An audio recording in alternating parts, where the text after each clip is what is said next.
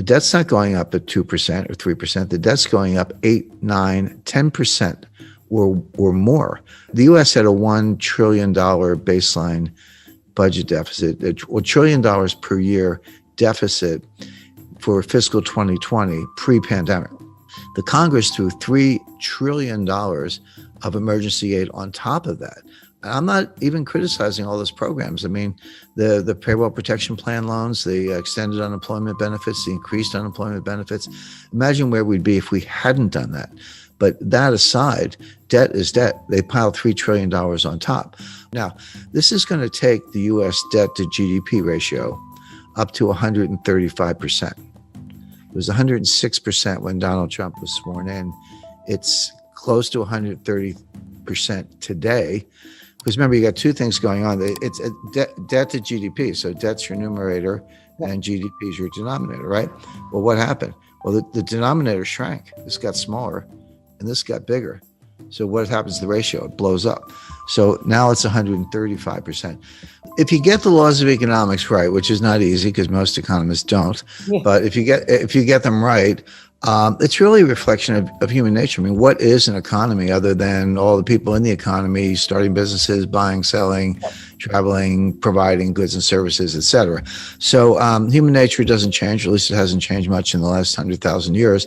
So the fundamental laws of economics don't change either, but circumstances change, facts change, and that's important. Now, to answer your question, Kerry, you're right. There is a school of thought, a growing one, an influential one, that the debt doesn't matter. It's like, well, wait a second. So what? So the debt to GDP ratio went to 135%, which it did. Who cares? Well, what's wrong with it? 180%. We got issues. We got problems. Print up the money and monetize the debt and spend it and keep going. What is the problem? This comes under the banner of something called modern monetary theory, MMT. It's flawed, it's wrong, but it's got its followers, and those followers are now in the White House because one of the things Joe Biden had to do to get elected was to make peace with the Bernie Sanders wing of the Democratic Party. They take the view that if the Treasury didn't spend the money, how would anybody make any money? That's ridiculous, but that's what they say. They say, hey, when the Treasury spends money, what do? Well, they build aircraft. They have benefit programs. They have government contracts. They do whatever they do. But when the Treasury gives you the money, you take the money and you spend it on somebody else, goods and services, go out to dinner, have subcontractors, whatever it might be. That's the real source of money. They also take the Treasury and the Fed and they merge them. Now, that's not legally the case. The Treasury and the Fed are separate institutions. The Treasury is just part of the executive branch, and the Fed is an independent agency. And the Federal Reserve banks are actually privately owned. A lot of people know. Some people know that, some people don't. But the Federal Reserve banks are privately owned by banks in the districts, so Citibank, Bank of America, et cetera. So they're completely separate. But the theorists ignore that and say, no, the Treasury needs to spend money because that's how the economy grows, and the Fed can monetize the debt. So you spend the money you don't have, you borrow to cover it, you issue bonds to cover the borrowing, and if the market wants to buy the bonds, fine. But if not, the Fed can buy them and put them away on the balance sheet, wait 30 years and collect the money. What's the problem? Who cares about the debt to GDP ratio? It's kind of a statistical abstract, but why should that stand in the way of using money to solve our problems, which are free healthcare, free childcare, free tuition, forgiveness of student loans? That's a $1.6 trillion ticket, by the way. And look, everyday readers and investors, there's no reason they should know all this stuff. This is total inside baseball. You have to be a geek like me to kind of keep up with it, but it's all coming. But what that means is we're going to test the Rogoff-Reinhardt thesis. Now, let me just take a minute to explain that. Up to a certain debt to GDP ratio, there is a Keynesian multiplier greater than 1. So the classic example is the UK was in a depression before the rest of the world. They have been hit pretty hard before the Wall Street crash. People aren't spending, they're saving.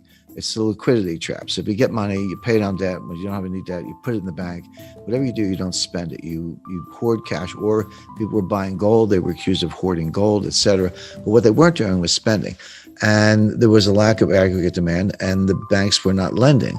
So Keynes said, well, if everyday people won't do it, the government must. The government can borrow. The government can spend. And what they discovered was that if you borrow $1 and spend $1, you can get $1.50 of GDP. Now, there's a separate debate as to whether that's actually incremental or whether you're just pulling growth forward. But so what? Even if you are pulling growth forward, maybe that's what you need to do when you're in a liquidity trap. But there's a problem. He called it the general theory of employment, interest, and money.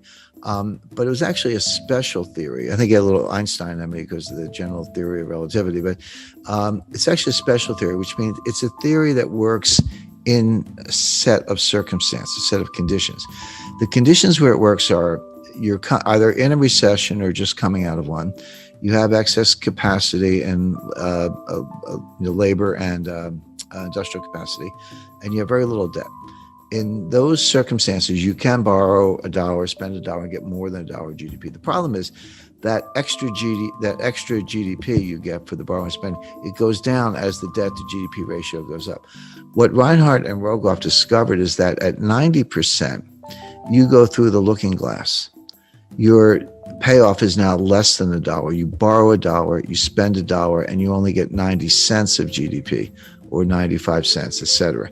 So now, not only are you not getting your dollar's worth for the borrowed dollar or something more, which you did at lower levels, you're getting less than $1. So now what's happening? You're borrowing $1, you're spending $1, you're not getting $1 of GDP, but you are getting $1 of debt, which means your debt to GDP ratio is going up and the 90% is getting worse. And I just mentioned the United States is at 135%.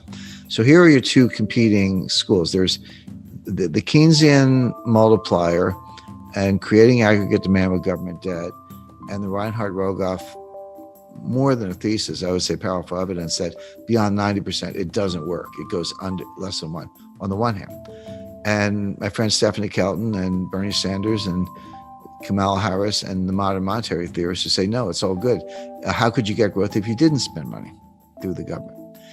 These theories don't agree at all. We're going to find out which ones work. I'll give away the answer, which is that Reinhardt and Rogoff have it right. Keynes had it right up to a point. Reinhardt and Rogoff discovered that critical threshold, that whether you want to call it tipping point or phase transition, or which physicists call it or whatever.